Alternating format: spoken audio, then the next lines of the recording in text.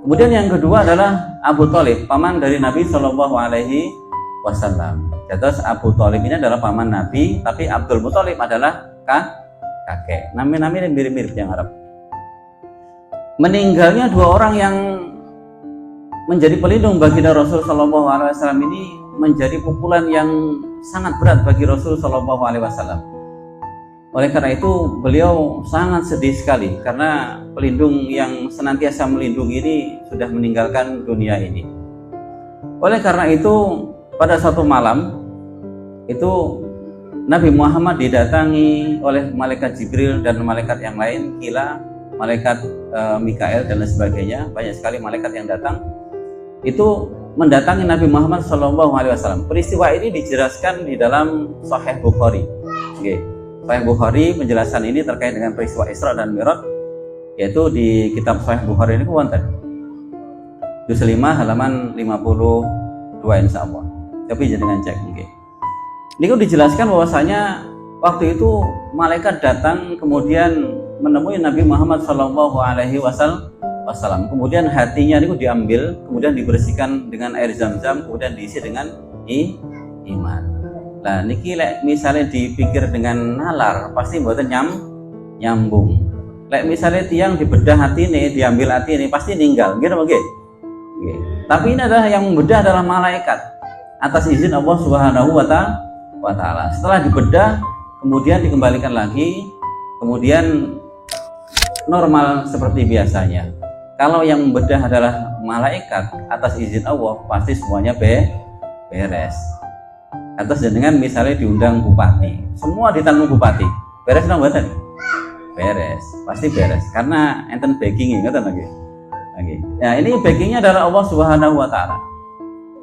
Nah, kenapa Allah Subhanahu wa Ta'ala menghadiahi Isra dan Mi'raj?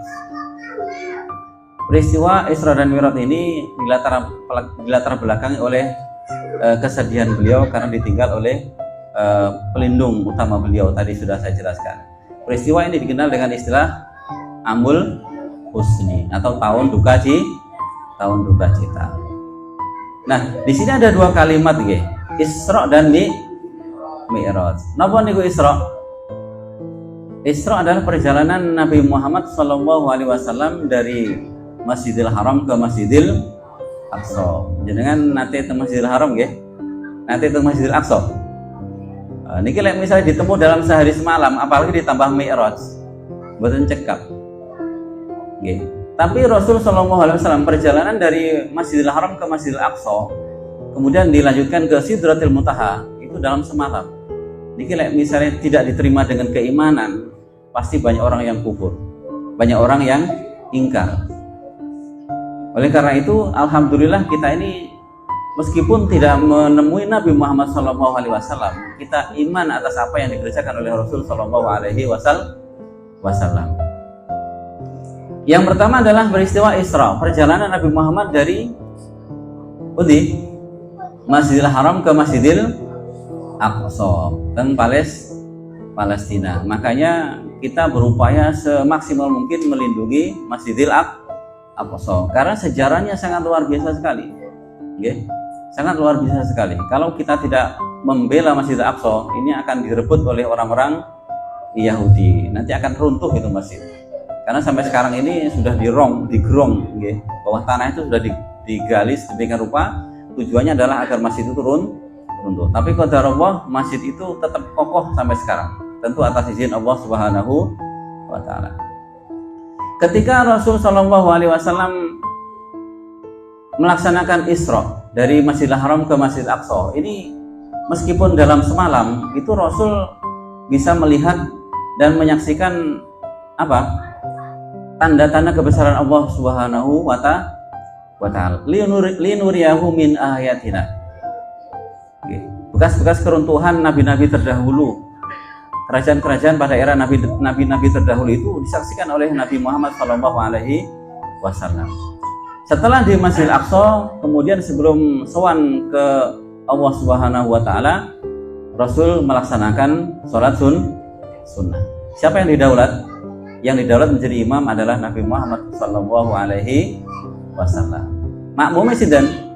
Makmumnya adalah semua para nabi dan rasul yang jumlahnya 124.000 nabi. Jadi semua hadir semuanya. Cuman kita tidak bisa lihat, gitu. Tidak bisa melihat. Beliau hadir tapi di dunia yang lain.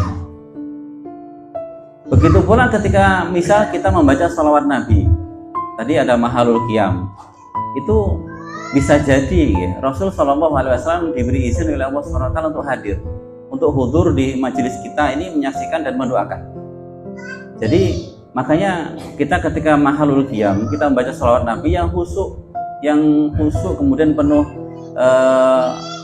mengharap kepada Allah Subhanahu wa Ta'ala. Apa yang kita hajatkan insya Allah akan diamini oleh Nabi Muhammad Sallallahu Alaihi Wasallam. Lek jenengan berdoa kemudian diamini oleh Nabi Muhammad Sallallahu Alaihi Wasallam, apa iya doa itu tertolak? Kita kan tidak tahu beliau hadir atau tidak. Tapi insya Allah beliau bisa hadir di semua majelis, yang mana majelis itu adalah majelis zikir atau majelis mahalul qiyam atau majelis yang membaca salawat Rasul Shallallahu Alaihi Wasallam.